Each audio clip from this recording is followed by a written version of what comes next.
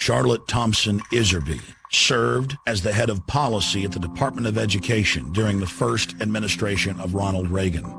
While working there, she discovered a long-term strategic plan by the tax-free foundations to transform America from a nation of rugged individualists and problem solvers to a country of servile, brainwashed minions who simply regurgitate whatever they're told.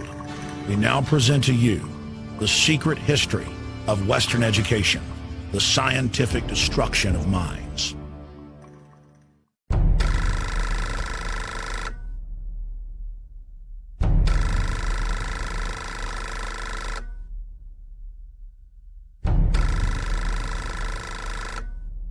The minutes reveal that in 1910, the Carnegie trustees asked themselves this question, quote, "Is there any way known to man more effective than war to so alter the life of an entire people?" For a year, the trustees sought an effective, peaceful method to alter the life of an entire people. But ultimately, they concluded that war was the most effective way to change people. Oh, God. World War I, horrible war. Oh, I mean, made every other war look like nothing.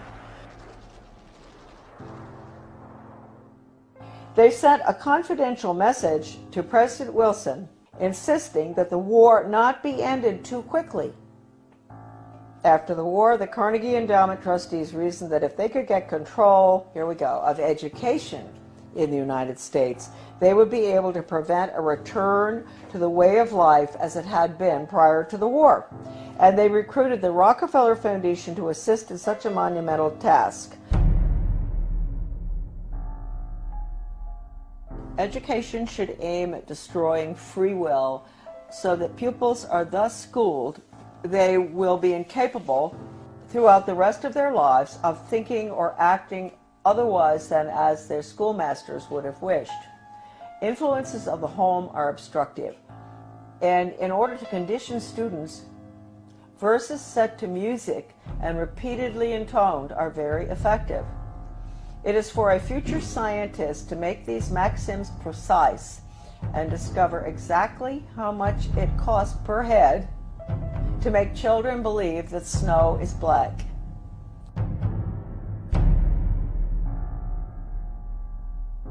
When the technique has been perfected, every government that has been in charge of education for more than one generation will be able to control its subjects securely without the need of armies or policemen."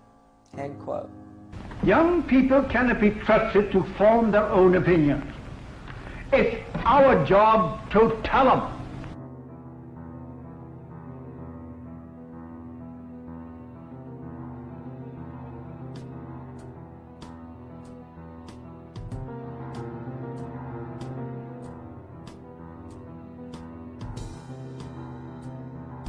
I had never intended to become involved in the battle that all of us are involved in. I had no idea anything was wrong with the way the country was going when as I was growing up, and even during my Foreign Service experience, I found myself mysteriously, I would say the good Lord works in wondrous ways, being put in spots around the world or in my country where extraordinary things were taking place under the guise of change.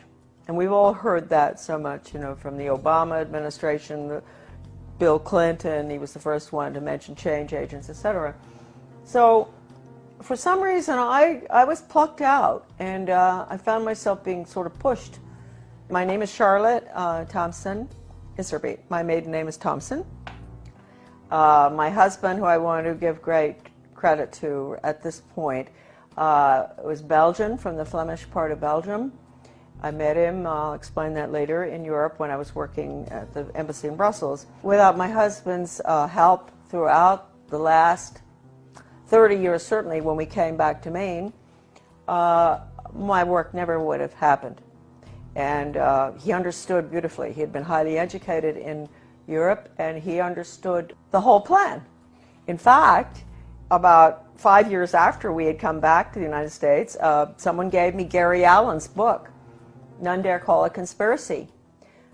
I was on the school board, and this lady called me, and she loved the work I was doing on the school board. Of course, nobody else did, but she said, I've got a book for you. She brought it down, and I read it, and I looked at it, and I thought, I've never heard of such thing as this. I mean, this is a conspiracy to really take over the world. Thank you, Gary Allen, who's no longer with us. And so I said to my husband, good Belgian, well-educated, do you know about this? And so he took a look and he said, yeah, sure, I know about it. I said, you know about this? You know about the Illuminati and the Bavarian conspiracy? You know about all this, the plan to implement a world order huh? And he said, well, yeah, I learned all that in school. And I thought, oh, okay. So thank you, Jan, wherever you are. I think that maybe you're very involved in helping all of us right now straighten out this mess. We go back. I was born in 1930. Yes, I'm getting there. My mother was from Virginia, a wonderful Southern conservative, wonderful gal. And my father came from Pennsylvania. He came from a family that in mining. And his father was a very recognized mining engineer who ultimately went out to South Africa and opened the gold mines. And my grandfather knew all these people. My grandfather was Skull and Bones. My father was a wonderful person. He was mayor of several towns on Long Island, New York, and in New Jersey, and he was a real constitutionalist. And somehow he was a member of Skull and Bones, but he didn't have anything to do with the power structure there, right? He absolutely nothing, although he did go to their meetings, and he went out to the island for retreats and all that stuff. He went to Bohemian Grove once. And so I grew up in sort of an atmosphere of, it was apolitical in a way, except for local politics, which my father was fabulous on. Anytime anybody did anything like wanted to break down local government or get rid of elected officials like regionalism does, my father would be right there with the Constitution. So anyway, I went to private schools, and I got out of prep school in Wellesley, and I decided I really didn't want to go to college. A lot of people thought it was a mistake. I wanted to go to business school instead. I was tired of somehow I had a bad feeling about things that were being pushed in the prep school. Like I was a member of World Federalists. I was falling for this junk. But somehow I didn't want to continue that. So instead of going on to Smith or Vassar or what, I went to Catherine Gibbs Business School in New York City. Wonderful, wonderful, difficult school. But I learned best grammar, how to write, accounting, shorthand, which came in very, very handy, I can assure you, especially when I was in the Department of Education. I got out, I graduated, and the Korean War was on. So I was very patriotic. My mother had always worked for the Red Cross. She was a volunteer during World War II at the mental hospitals, bringing the guys in from the war. So I heard a lot about the Red Cross, which is, I want to point out right now, changed enormously from that time. And I wish I could say it in a better way. I think it does very good work. But it's connected with all the other, non-governmental, non-profit groups, and they have all been infiltrated. I signed up for Korea, that's right, but they changed my orders. At the last minute, I went to Guam. I spent a year there. My next assignment was Shitoshi, Hokkaido, another air base, fighter base, I think. I finished my tour. I didn't want to come home by air. I wanted to go by ship. So I decided to go. A friend of mine went with me, third class, in the bowels of the Vietnam, which was a freighter. Luckily, I was in third class. So I was down, and we had very good food, because French have good food, whether it's third class or not. Always a big bottle of wine in the middle of the table. And the people at the table were coming out of North Vietnam, coming out of North Korea, and China. They were refugees. And, of course, the Vietnamese ones spoke French, and the Chinese were very well educated. They were well educated Chinese, so they spoke English. I spoke French, so the conversations were unbelievable. They would tell me what had happened, why they were coming out, what was going on under the communists, which we didn't let General MacArthur, move in and take over. Truman brought him home. We could have won that war. We could have kept the whole Far East from collapsing, but that wasn't the plan. that old soldiers never die. They just fade away. This one woman was taking her daughter to Paris, to the conservatory there of music, to study piano. And she told me that her father, or grandfather, I'm not sure, was a very famous pianist in China during the Cultural Revolution, and that they cut his hands off. And so that, I never forgot that. And then the other lady, she was from Vietnam, North Vietnam, and she told me that her grandfather, they killed him because he was opposed to the communist regime, and they cut his head off and they stuck it on a pole, and they marched around town with his head on the pole, which of course was to, you know, warn the rest of the Vietnamese, keep your mouths shut. Don't go up against this regime. Then my father, he's a New York lawyer, absolutely wonderful person, great sense of humor, and I know he's skull and bone, so we have to forgive him for that. But anyway, so he says to me after, I've been gone for 2 years, mind you. This is his young daughter that he cried when I left, right? What are you doing going abroad? So after 2 months home, he said to me, Shar, well, when are you thinking about moving on? And I thought, God, I've only been home 2 months. You know, I've been gone for over 2 years, and they want me out of here. And I thought, well, you know, I guess he's right. You know, I better not hang around home forever.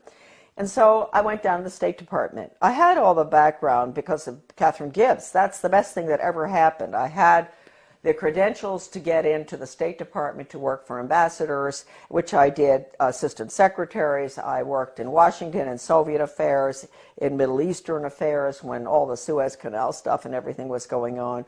I took dictation from John Foster Dulles. I'll never forget once when he was, this was really during the tremendous problems with the Suez Canal and everything, and he had Golda Meir and the ambassador from Israel, you know, to the United States there. This is so funny because I was taking shorthand, and so all of a sudden someone kicks me under the table. Golda Meir, she's kicking her friend, the ambassador of the United States, whose name I can't recall right now, and kicked me instead.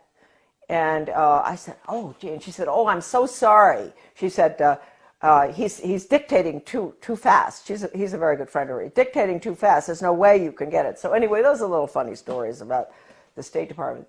But anyway, and then I was in Soviet affairs. I saw very strange things there. I went to South Africa. I worked for the ambassador in South Africa. Fascinating, because my father and my grandfather actually had lived in South Africa. Then I got sick and I came back to the States, and then they assigned me to work for Ambassador Douglas MacArthur Jr. That's the nephew of the general, and in Brussels. He was a wonderful man. He was not easy to work for, but he was a wonderful person, a good American. And that was at the time, again, you see where these things kept happening in my life. This was the Belgian-Congo crisis, and in Katanga. And I was there. I saw all the cables coming in regarding the UN troops and how they were raping citizens and nuns, and people were dying and all. So I was there in Brussels. Here I'm learning, Charlotte's learning, that the UN isn't what people think it is. And all these cables coming in. I meet my husband. I meet him on a train going skiing. That's how I met my husband.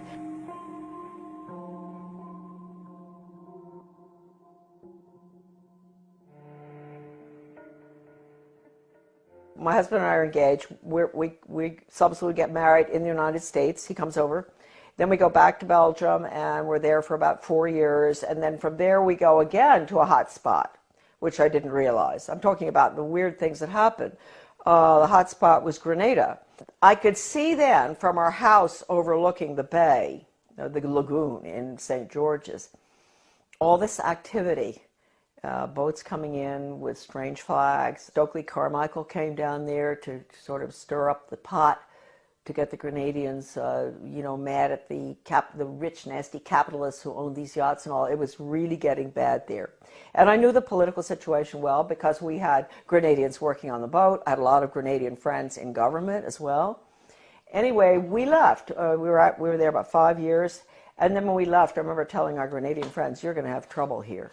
There's troubles coming. And of course it did. In 1985, 1994, I guess. That was one good thing Ronald Reagan did, which I was opposed to because it was a UN move, but he saved a lot of my friends from being killed by the Soviet regime in Grenada by moving in there to protect, so-called protect American students. But it was really the oil pipelines, I think, of Rockefeller that we were protecting.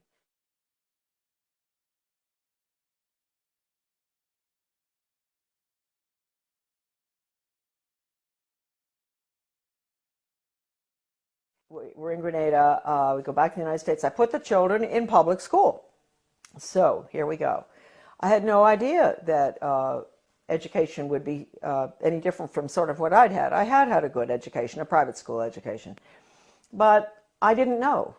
And so they go into the public school system in Camden, Maine. And in retrospect, I believe that that was a pilot school, one of them for the whole country, for changing our education system from an academic classical educational system to brainwashing for the international socialist government. Everybody has all the research on this. I have so much. It's all in my book, The Deliberate Dumbing Down of America. I hit Camden and I start asking, I get on a little committee, philosophy committee, and we were all asked by the superintendent, a highly skilled change agent out of Harvard, well, I want to know what all of you feel the purpose of education should be. And so I said, well, I think it should be to give the students a sound academic education in basics and also a strong sense of sound morals and values. And boom, they all looked at me and they said, whose values? And I thought, hey, what's going on here? I said, well, what's happened in my country? I mean, don't we still have the same values? I mean, don't we all sort of agree? You don't steal, you don't rob, you don't kill babies, you don't kill people in war, a lot of things that I thought we believed in. You don't lie. Everything was changing, and I saw it, and I saw the curriculum coming in, and I went for the values clarification training myself to find out. I had a call from a master teacher who taught all over the world, and she said, you are absolutely correct. I was on the school board by that time. After 3 tries, I got on.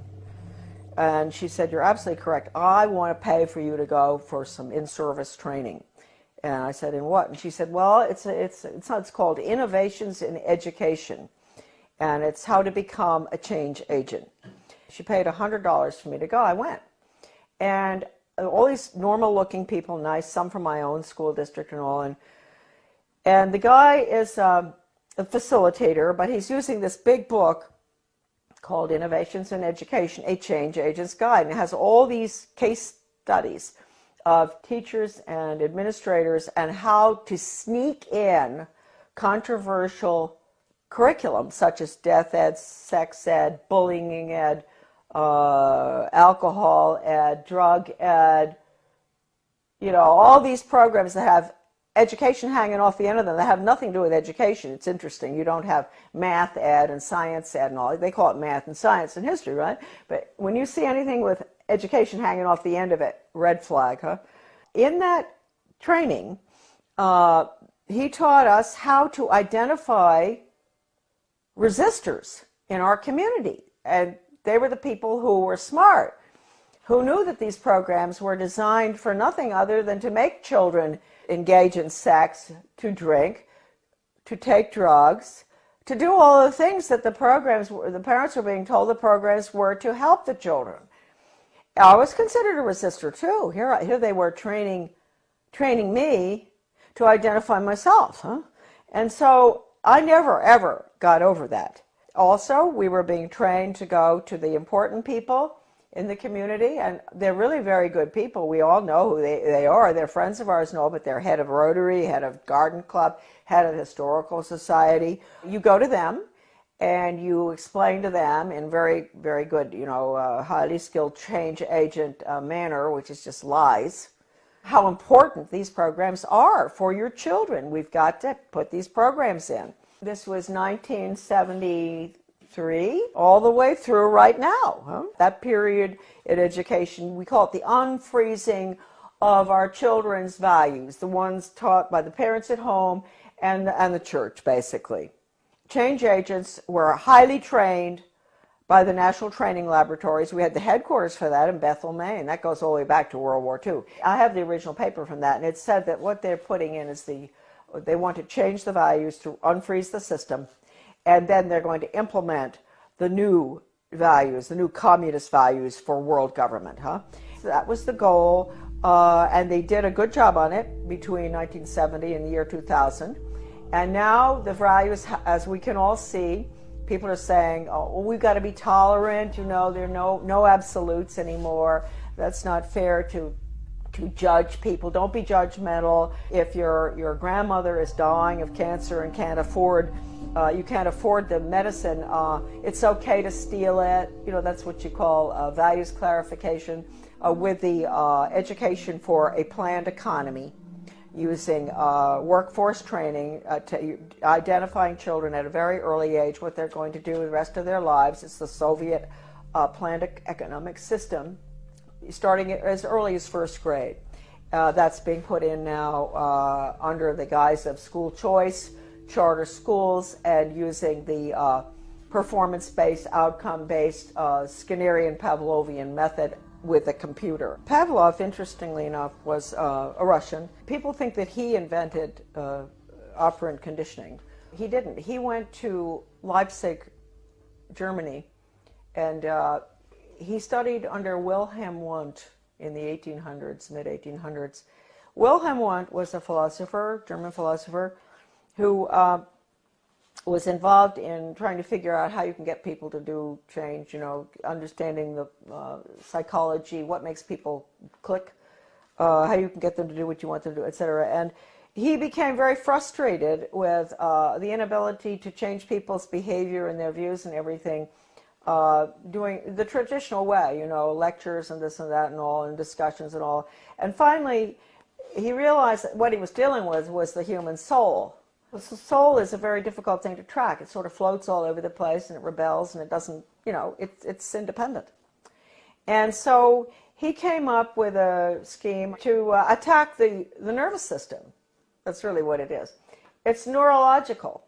If you can get them to react in certain ways to what you want, like when the doctor, give you a good idea, the doctor used to, physical exams, they'd take a hammer with a rubber thing and knock your knee, and it goes boop.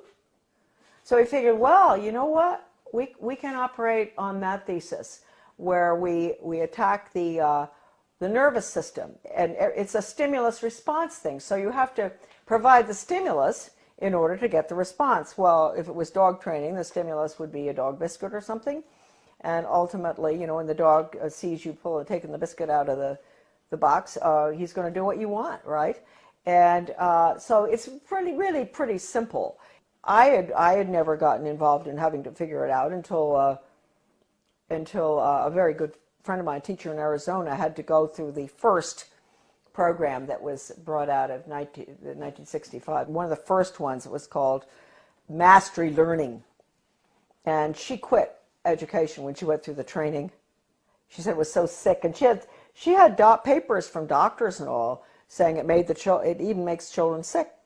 And I met her when I went into the U.S. Department of Ed, because I found her correspondence came to my office, and it was referred to me. And that was how I met her. And she was the one who educated me about operant conditioning and how awful it is. I mean, it can absolutely destroy free will. We had free will until we got to the computer. The computer absolutely destroys. The child there's no thinking going on there. There's no transfer being made. And you've got to understand that. All the documents in regard to this by people, not myself, by educators who have been trained in it, are in my book. So you don't have to say Charlotte said that. You know, you can say Professor so-and-so said that. I have one incredible paper in the back of my book by a leading educator written in the 60s that I managed to get. It was attached to the Project Best application for funding that I talked about, the one I got fired for. And that paper talks about the need for computers and how wonderful they're going to be and all. But he says, if you don't agree with the message morally and ethically that's going on to that software, do not do it. And that's coming right out of the mouth of an educator involved in it. He says, you have to have a conscience, because that software is so powerful that no matter, you may think, oh, well, the person on the other end, you know, he can do what he wants and make up. No. Once it's in the software, and once the child is clicking away on the computer and getting the little happy face as the reward, that's what happens. We all know that feeling when we get something good on the computer. He's not going to ask any questions. That's it. Finished. And it can bring the student to a certain totally opposite position in their thinking using Socratic questioning. So it's very dangerous. I can't tell you how dangerous it is. I mean, how dangerous is a method that can actually change, actually destroy one's conscience. That's bad news. And we were all softened up, and that's what we're looking at today. Now, the refreezing has to take place. The refreezing is going to take place with the use of the computer. Schools will be bookless. They are already some of these programs coming in. So anyway, I was on the board. I saw that. I went for the retraining. Then I got off the board, and I formed with Bettina Dobbs of Maine, a wonderful teacher and a nurse. We formed something called Guardians of Education for Maine. And we were in business for about 15 years. We did a lot of very good work. In 1980, I went to work for Ronald Reagan, and I worked there for 2 years until I was fired. Right. But I had worked hard for him from 1978 to get him elected. Right. And then in 1980, because of the work I'd done and the work in education, I got an appointment in the U.S. Department of Education. Because the people in Washington, with the conservatives, they were good back then. They're not anymore. They were very impressed by the work I'd done in Maine on education. So they pulled me down and put me in the U.S. Department of Ed in what was the most important slot probably in the world in education. I know people out there are shaking their head and say, why would they put her there? She doesn't have a college education, right? Why are they putting her in there? Well, they knew, first of all, Reagan had promised to get rid of the Department of Education, something he didn't do, and I will hold that against him forever, because he could have. Since that was the plan, when they were staffing the department, they didn't have to put important people in those old slots. Like my slot that I got put into would have been filled by the former president of Harvard or Stanford or something, right? Or University of Chicago. That job had been held in the past by very important people in education. But since they were getting rid of the department, it didn't make any difference. So they just plopped me in. Now talk about the hand of God, huh? And all my files were full of everything they planned on doing. And so I don't even think my boss knew this. You know, he was a so-called conservative. But he became very suspicious about me because I was always busy. Even though I didn't have a lot of work to do from him, I was always busy because I had lots of things to read. And I would stay after work. I'd stay until 2 a.m. in the morning. When everybody was gone, I'd get into everything. Sure, if it had just been the job and all the files and everything had been whisked away by these former very important educational change agent communists, Marxists, I would not have found stuff, but all the stuff was left in the office. What I saw was so depressing. That's hardly the word. I mean, this was the education of Charlotte. It was the greatest horror story I had ever encountered. And at one point, he sent me, he wanted to get rid of me out of that office. He sent me up to the National Institute of Education, which is where all the research is performed. They send out all the grants and contracts to the universities or schools or whatever from there.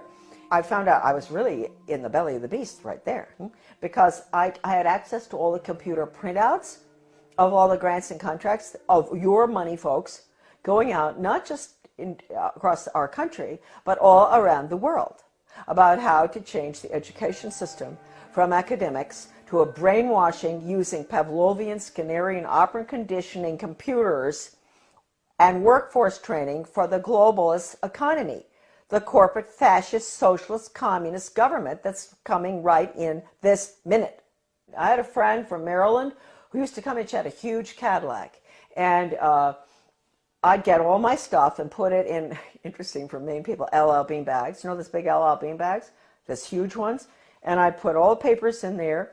And at lunchtime, we'd meet uptown for lunch. She'd come in, marvelous gal, Australian, who I absolutely love, probably one of the finest Americans who ever, she was Australian, but she did more for our country than anybody I've ever known. Brilliant. We'd meet, dump the stuff in her car, go have lunch. She'd take it home. She'd get some of it out to the people across the country.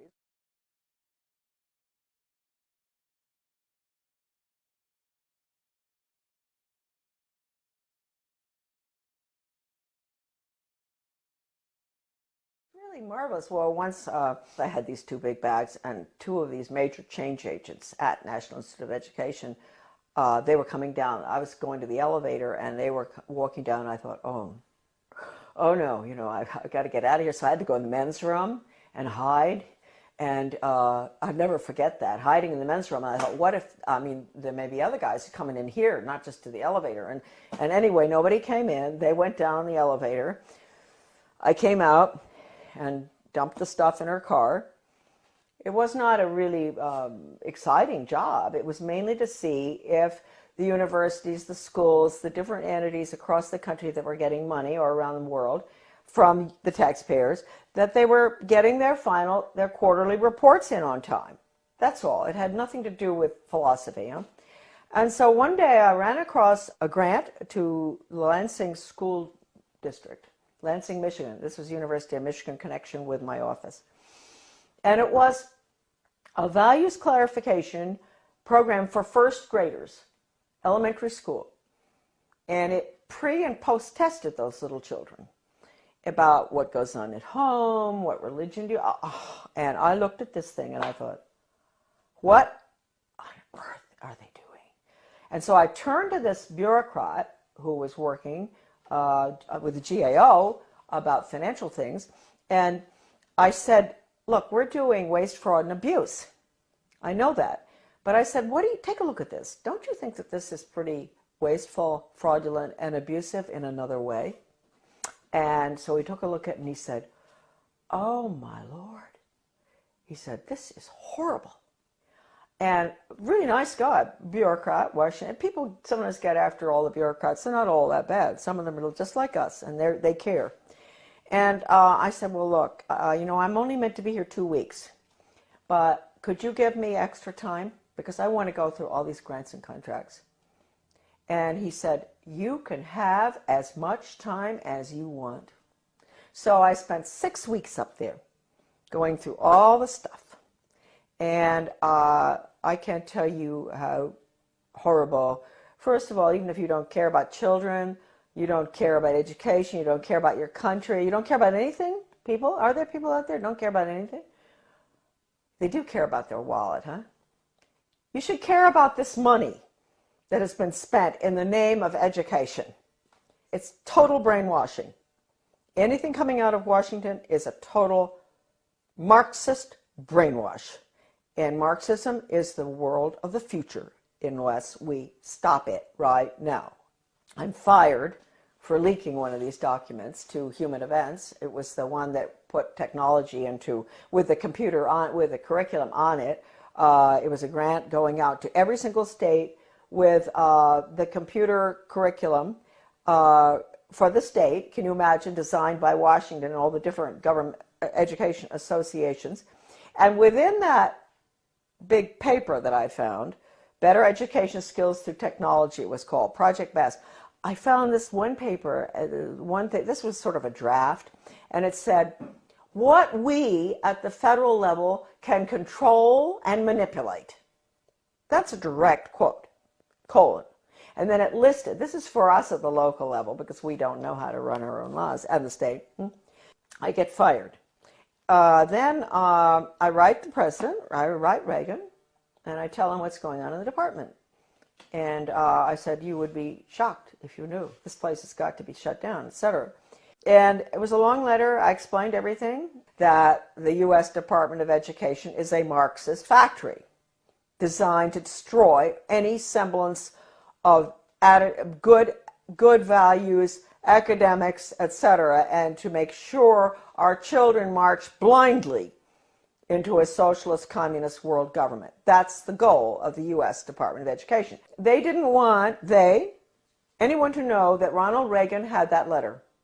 So I never got a reply. I tried to. I called Ed Meese. I went home, called Ed Meese, who was the chief counselor or whatever in the White House, and I said, I want to talk to you all. I want an answer to that letter.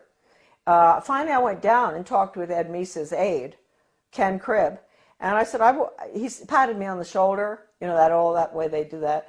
Oh, Charlotte, aren't you pleased to know the president got your letter?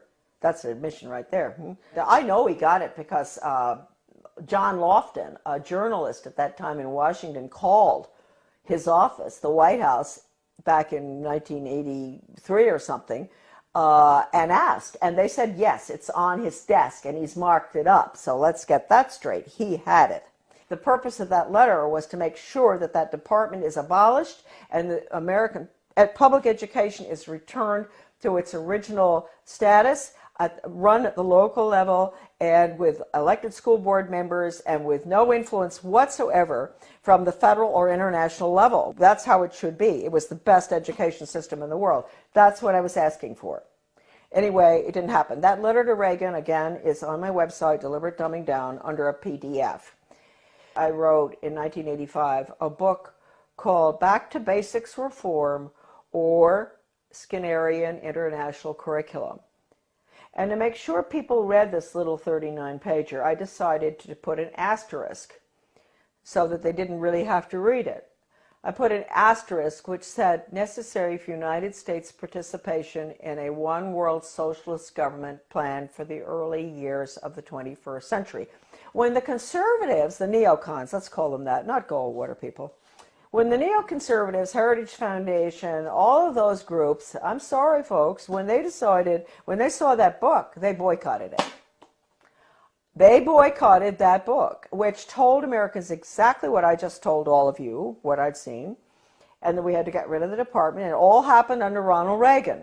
You call it what you want, corporate fascism, socialism, communism, planned economy. You call it what you want. What is it? It's really, it's horrible. Your children have no upward mobility whatsoever. I told you earlier. I said, yeah, they're put into a slot early on. The government and the schools, they decide what your child is capable of doing the rest of his life. He might be able to sneak out of that sometime if he's brilliant and do his own thing, but it's unlikely. So it's fixed. This is the end of upward mobility for our children, end of freedom for this country. Planned economy is the end of freedom. It's a failed system, but there are people at the top who live very well by it. And then I find out that Ronald Reagan has signed an agreement with Gorbachev to merge the two education systems. Well, you can't tell me that conservatives didn't know that was going on, because I know some who were at Geneva when this happened. And they didn't do anything about it, but we found out. And so we fought this United States-Soviet Education Exchange Agreement. The Carnegie Corporation also signed agreements. Basically, most of that was to do with computers and technology and critical thinking for little elementary school children. Those agreements were signed. We raised $5,000 to put an ad in the Washington Times to expose that. It was called Educate is Worse Than Watergate or something. And but again, we got no support because that information wasn't meant to get out. Then, about 4 years after the fact, my little article was called Soviets in the Classroom, America's Latest Education Fad, that nobody would touch. The conservatives, all the different conservative groups, media and all, would not publish it. And all of a sudden I got a phone call from a wonderful man by the name of Robert Morris. He was a judge from New Jersey. He calls and he said, I'm now the president of America's Future. And I had tried to get this article published by America's Future, Soviets in the Classroom. And I couldn't get it published. It was interesting because America's Future used to do a lot of articles on bad textbooks and everything in the United States. And I thought surely they would be interested in the United States-Soviet textbook agreement too, and exchanges. And I was sure but no, they would not publish it. So this marvelous Bob Morris became president. He found my article in a drawer in the desk that was left there, the manuscript. And he read it and he thought, oh, what is this? Can you imagine? He's a leading conservative himself, very important person. He had not heard about it. He had not heard what Reagan had done. It's happened ever since 1958 when the first agreement was signed by Eisenhower with the Soviet Union at the peak of the Cold War. And then the various agreements have been signed all the way through until recently, one with China. So we have merged, and let me point out, just today, I was informed that there are forces at work in the state of Maine that are surrounding our wonderful people that we elected last November. Traditional Mainers, good, hardworking Mainers who were very upset about what's going on. They worked hard to get our governor in, a wonderful man, Paul LePage. And I want to warn all of you that out in your states, if you elected some really good people, they've been surrounded. And you've got to be very careful. You've got to let them know not to go along with any of the agendas that call for regional government or consolidation. Because regionalism, you know, the merging of services, the police forces in one town, police force merges with another one, the schools consolidate, all the little schools merge into a big one. They tell you that's to save money and all. They're lying to you because it doesn't. We know that. It doesn't save money. But what it really is, regionalism is communism. And I have an article, it's in Deliberate Dumbing Down of America. You can look up the name Zeitlin. You will see this communist writer for the Communist Daily World in the mid-70s talking about the need for the United States to implement regionalism and consolidation. It's communism. So any effort that you see out there where they use the word, they don't use the word regionalism that much anymore, they're getting smart. They use the word consolidation. They convince the people, especially in economic downturn times like right now, this tragic time we're going through, that this will save money, that it won't have as high taxes. Consolidate, consolidate, don't do it. We are the major country that's going down to communism, and the rest of the world will follow. They'll call it the global system, the international socialist global system. It is nothing but a totalitarian system. In 2002, President Gorbachev, in speaking in London, he called the European Union the new European Soviet. We know what we're looking at. The North American Union and all other regional entities throughout the world, whether it's the Pacific Circle Consortium or whether it's the Middle East. You think we went into the Middle East for any reason other than to destroy Iraq and to make it part of a region hooked into the banks? What they're doing is they're destroying the Middle East so they can restructure it as a region in this new world order. So these are all the regions. Their whole structure is based on the model, which is the European Union. So I ask Americans, what will you call? What would Gorbachev call the North American Union? He would call it the North American Soviet. How do we like that? Wake up. If there's anything that is important for you to remember from these videos today, is that we are at the end of the line. We are doing exactly what Gorbachev wants. Consolidation. Now, this is an interesting cartoon. This is regional government. This is the consolidation of schools, basically. And you see the little guy in the one-room schoolhouse, he's chewing a piece of grass or something. And he looks very happy. He belongs to Little Frog Lick Creek High School. He's chewing the grass with a smile. If you follow him through, you're going to see him looking more and more miserable as they merge his one-room schoolhouse to a six-room schoolhouse, to 8 more schools, and then into a central school, which is a region. And then you're going to see him at the end. He's holding his left arm out, up like this, clenched fist, little hair, very unhappy, and his t-shirt says, Our Lady of the Benevolent Dictatorship, One World Global Training Corps. And then the last one, he has on earphones, you know, like you guys have all the time. Finally, he's smiling. He's connected to something with a wire. And it says, Interplanetary Carbon Unit Reprogramming Pod. Well, I saw that in a very liberal left education journal called Phi Delta Kappa. Many people will recognize that, 1983.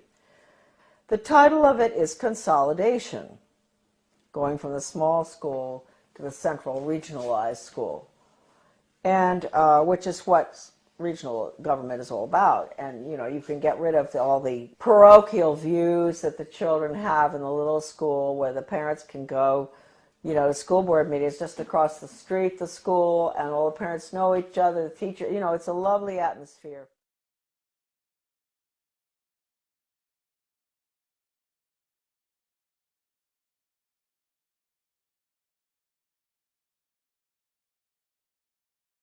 And then you end up with all the children going long distances on the bus, which is no good for them, to the regional school. And then you have country boys and girls who are being mixed with city boys and girls. So then they get into the drug scene. So we've seen with consolidation that the test scores go down, the drug problem gets worse, the cost of education increases, although they tell you that consolidation is to make it cheaper. A lot of people just don't understand the word consolidation. Consolidation is consolidating all the services together under the guise of this is going to be cheaper for you. But in the process, what happens is you lose all your elected officials because all of these entities are being merged. So at the local level, you don't have any representation anymore. And ultimately, you spend far more. That's the whole restructuring of our constitutional form of government, is being thrown to the wolves in favor of this regionalism and consolidation system in every area. Education, you know, government bureaucracy to make things cheaper, you name it. Planning, the word is central planning. That's the Soviet system, central planning, regionalism.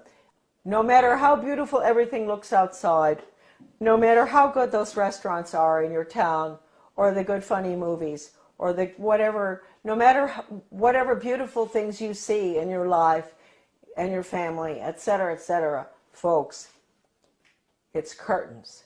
October 24, 1975, the World Affairs Council of Philadelphia issued a Declaration of Interdependence, written by well-known historian and liberal think tank Aspen Institute board member Henry Steele Commager.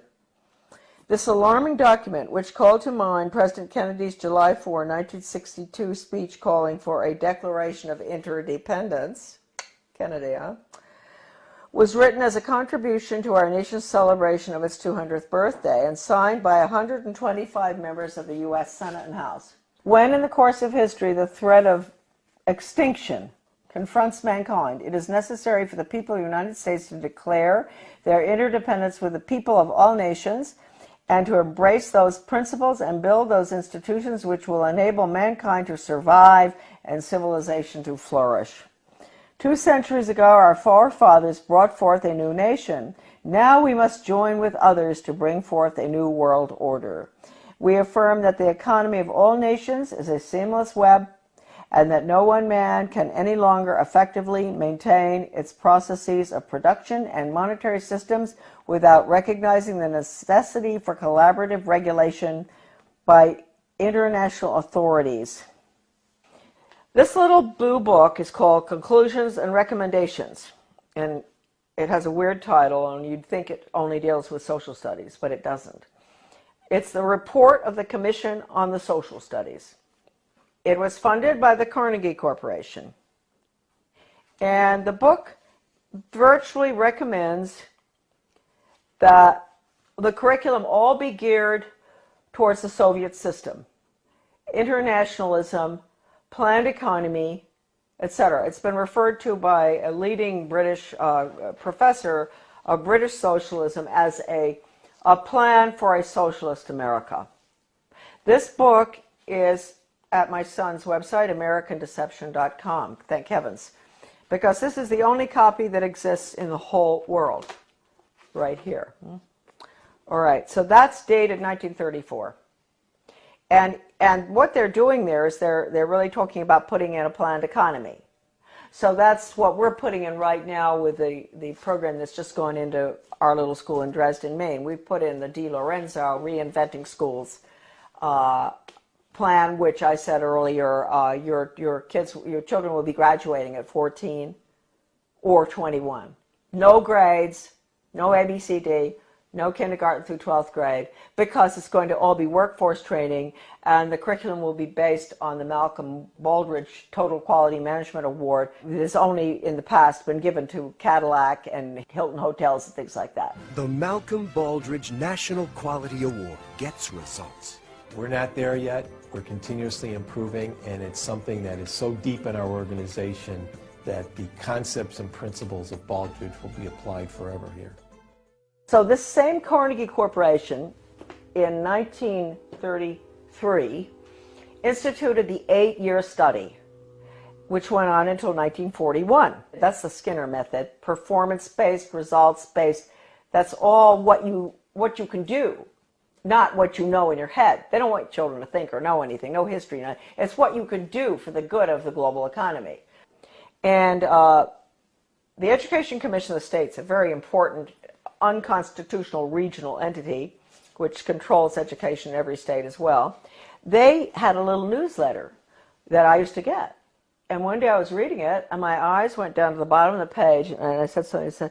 It said outcomes-based education is, and of course I'd always been fighting outcomes-based education, and it said it was experimented with for 8 years in the 1930s and 40s by the Carnegie Corporation. It was called the 8-year study. So nothing's new, folks. If we think the outcomes-based education that which is the biggest dumbing down education system that ever happened with children graduating at 14, right? If we think that it's new, no. It came from the 8-year study, which again was Carnegie. Okay. Now Carnegie, we might as well mention this at the same time. 1965, the Elementary and Secondary Education Act, Carnegie was all involved in paying for the national assessment, which is all 60% politically correct. That's the test that all schools around the country have had to give for the past, ever since 1965. Now it is 60% politically correct.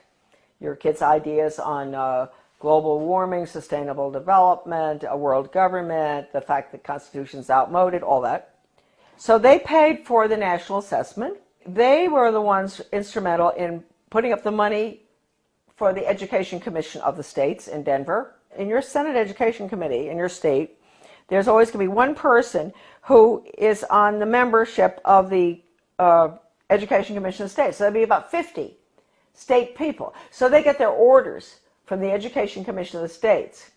That's Carnegie, paid for that. In 1985, Carnegie signed an agreement with the Soviet Academy of Science.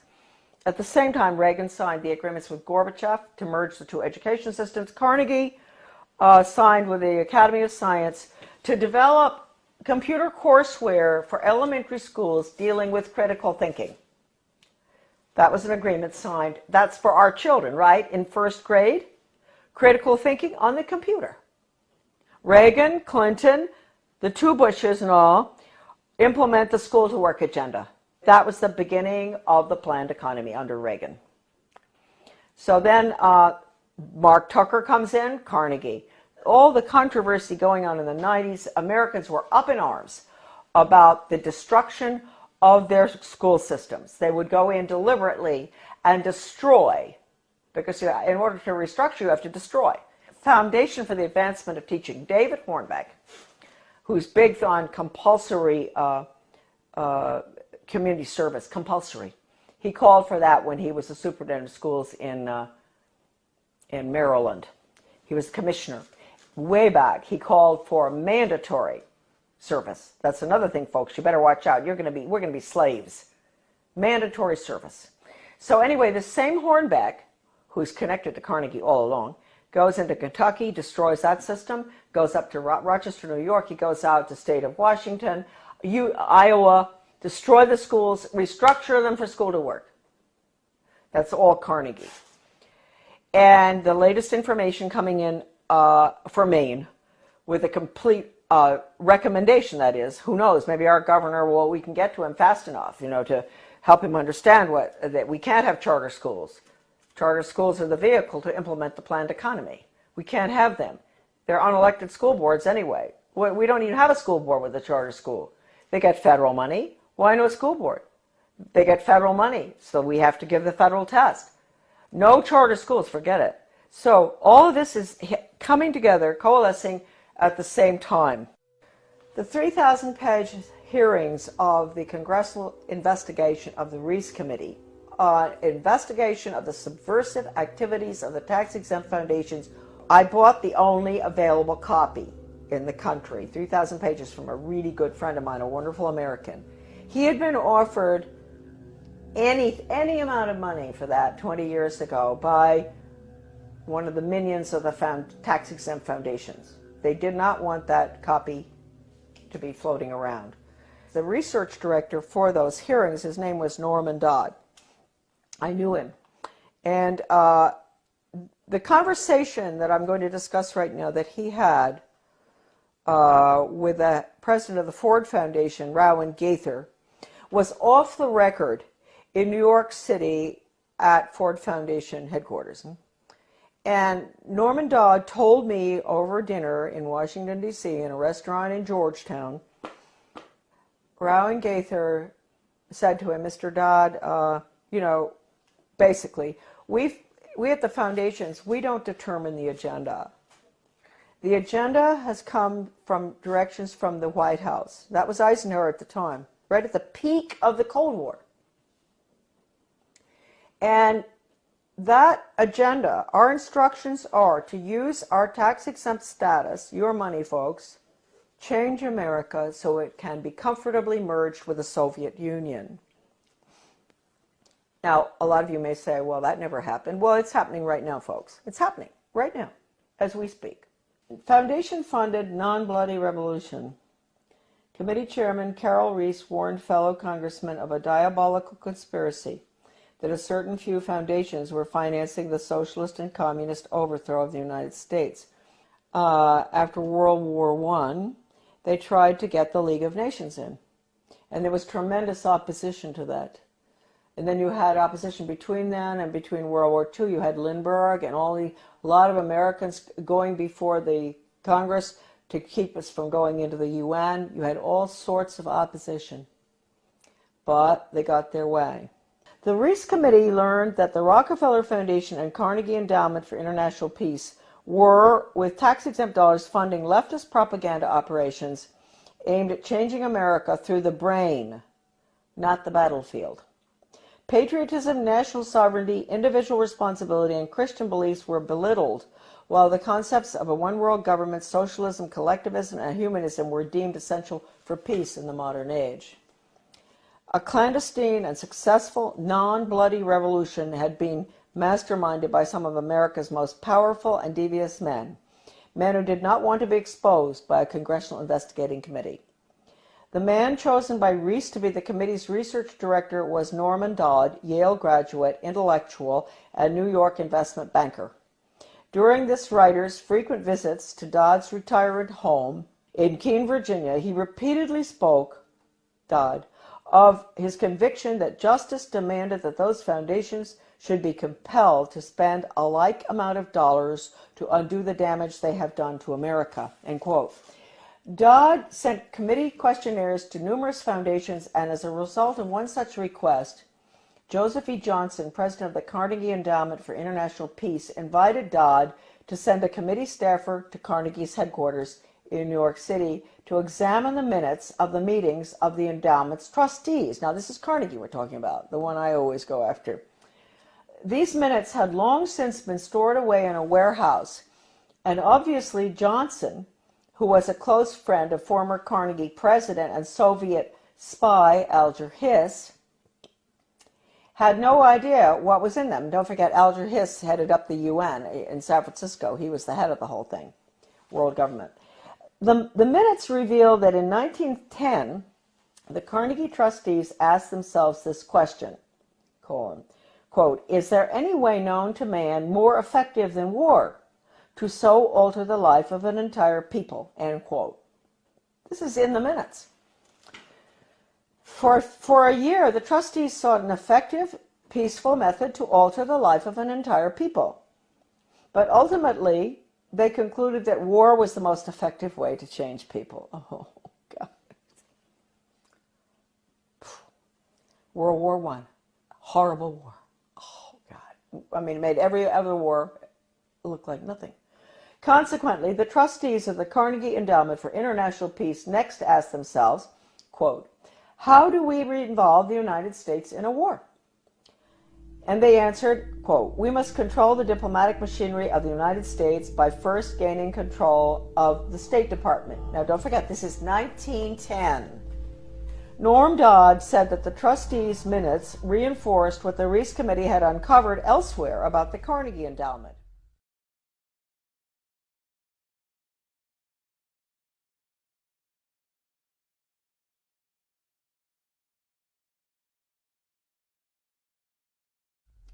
That it had already become a powerful policy-making force inside the State Department. During those early years of the Carnegie Endowment, war clouds were already forming over Europe, and the opportunity for the enactment of their plan was drawing near. History proved that World War I did indeed have an enormous impact on the American people. For the first time in our history, large numbers of wives and mothers had to leave the home to work in war factories, thus effectively eroding women's historic role as the heart of the family. The sanctity of the family itself was placed in jeopardy.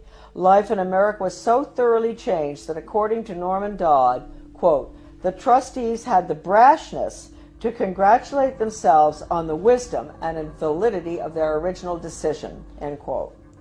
They sent a confidential message to President Wilson, horrible, listen to this, insisting that the war not be ended too quickly. Carnegie trustee Cleveland Dodge, one of Wilson's financial supporters, had direct access to the president, and as did Elihu Root, endowment president from 1910 to 1925. After the war, the Carnegie Endowment trustees reasoned that if they could get control, here we go, of education in the United States, they would be able to prevent a return to the way of life as it had been prior to the war. And they recruited the Rockefeller Foundation to assist in such a monumental task.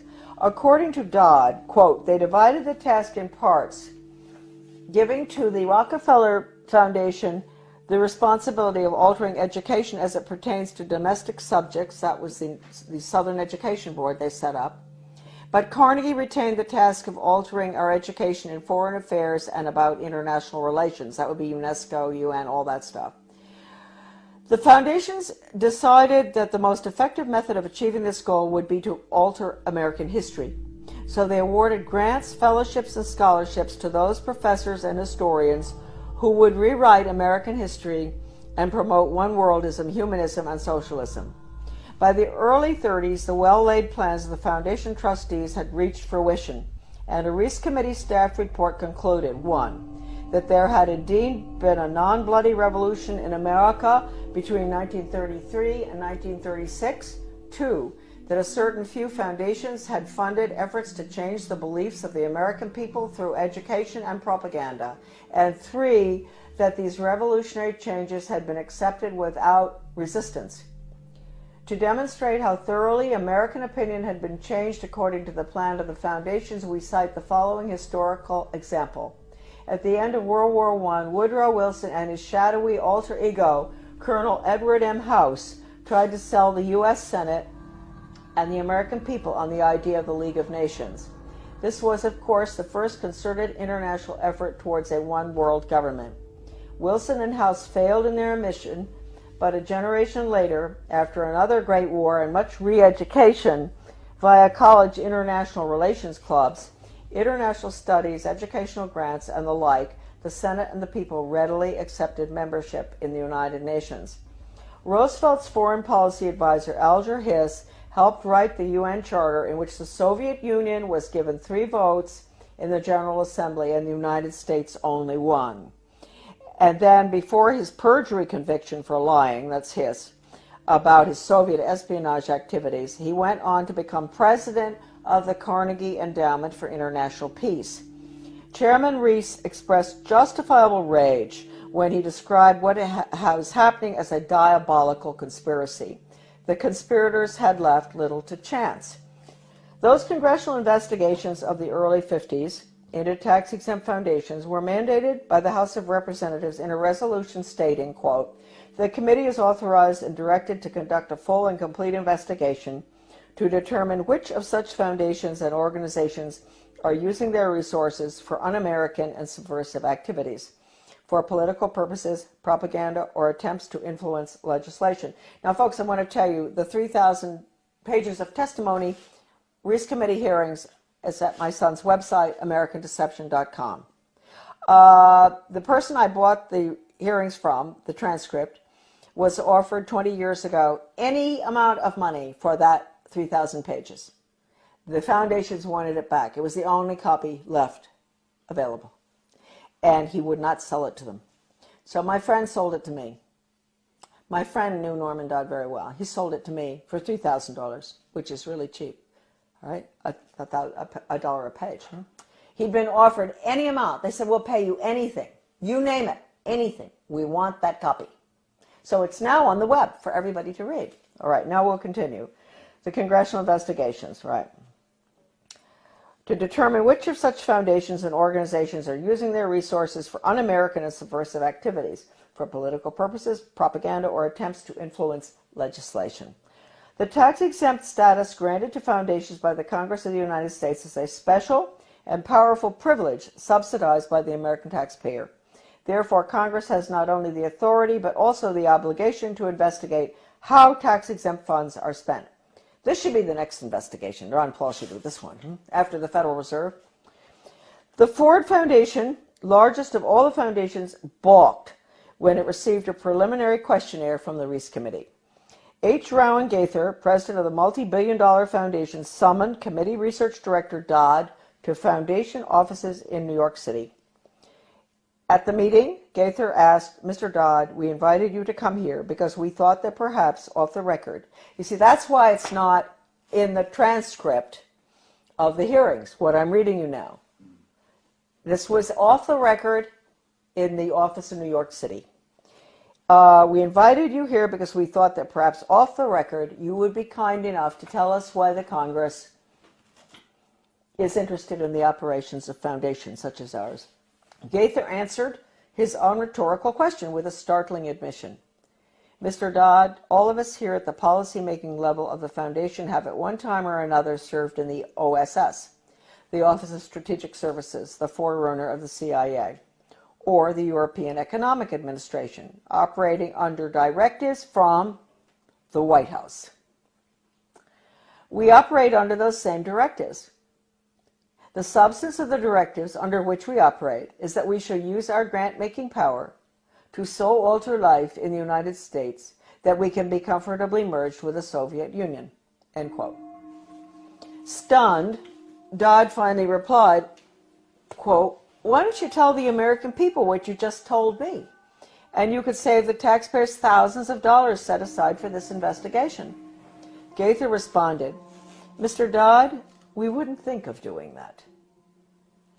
In public, of course, Gaither never admitted what he had revealed in private. However, on numerous public occasions, Norman Dodd repeated what Gaither had said and was neither sued by Gaither nor challenged by the Ford Foundation. The latest article that I've written with Debbie Niwa, a wonderful researcher, a magnificent person and brilliant, did all the graphics and formatting and a lot of her own research as well on change agents and how they brought Americans to have a totally different mindset using all of the sensitivity training. Debbie had some fantastic research of hers is in that article. As well as at the end of writing it, we came across extraordinary quotes from C.S. Lewis, who points out that if you substitute workforce training for education, that's the end of civilization. It's the end of the human being as an entity opposed to being an animal. It's the end of the human soul. It's the end of the conscience. And we have all of the evidence from educators and change agents, articles saying that the computer is fantastic for changing values. An educator with the World Institute for Computer Assisted Instruction, his name is Dustin Houston, where he talks about, won't it be wonderful when the child in the smallest school, most remote area in the country can have the curriculum developed by the world's finest psychologists, and nobody can get between that child and the curriculum. Parents, wake up. That means you, parents, you can't get between the child and that curriculum. You can't control anything anymore. You've lost it. This is going in right now. And they say this works too. What works? I always wondered when I saw this stuff titled What Works in the U.S. Department of Ed, and I didn't pay too much attention. And one day I picked it up, something, and what works? Yeah, dog training works. If you reinforce, if you give rewards and all. And mind you, folks, the rewards are being passed out galore all over our country now, not just in education. In my former town of Bath, the police, the community-oriented policing system, the police are giving rewards to citizens who do good deeds. They give them a little medal. They see them help an older lady across the street who has groceries. The police determine what the good deed is. She gets a medal. That's a reward. That's conditioning. That's operant conditioning. You're going to end up with a society that never does anything for the sake of it being right. And they're never going to take a stand against anything unless it's approved by the government. So that's going to be the result of operant conditioning. It's throughout our community right now. The Secretary of Education, Arne Duncan, when he was in Chicago, with the Chicago schools, he even recommended paying students for good grades.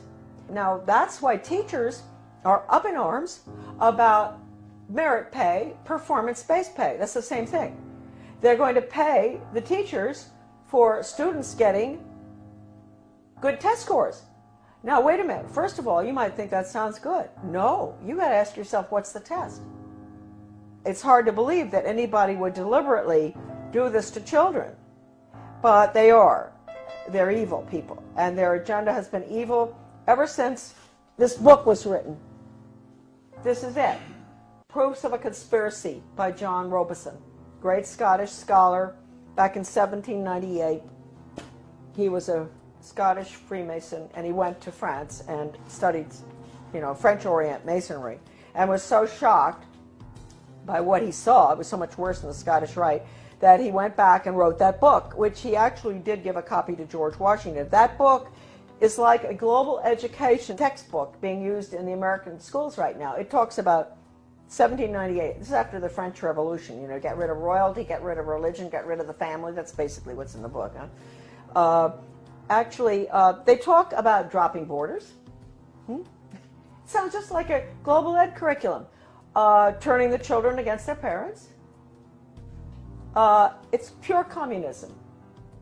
That's why I say that now, basically, the only thing that we can do, certainly with education, which is being turned into nothing but corporate school-to-work agenda, using the Soviet-Cuban Polytech system, where they pull the children out, send them over to the cigar factory, at noon to learn how to make cigars. The same thing here. That's being put in. It's been in the works for 30 years. The nail is going in the coffin right now. It's coming out of Europe. It's the program that's going through Maine right now. Is called Reinventing Education. Di Lorenzo. This is all in my article, The Death of Free Will. All of this documentation about the final nail in the coffin, which will be school to work across the board for global corporate profits. Our children are nothing but human resources and guinea pigs to be trained like animals. Animal training using Pavlov, Skinner, all of which was brought into the United States by, we'll get onto, the order at Skull and Bones.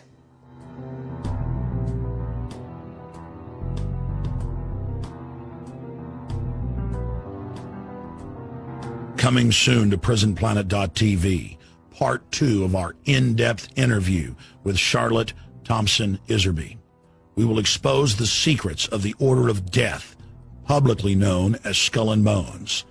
Mrs. Iserbyt's information, obtained from her father and grandfather, who were members of Skull and Bones, was the key intel used in the seminal work by Anthony Sutton on Skull and Bones. In part 2 of this key interview, soon to be released at prisonplanet.tv, she will reveal even more information, some of it never before seen or released. Visit Infowars.com and PrisonPlanet.com. When you're on the site, you can also tune in 24 hours a day to my daily radio broadcast. There's also a free iPhone app to listen to the syndicated radio show when and where you want.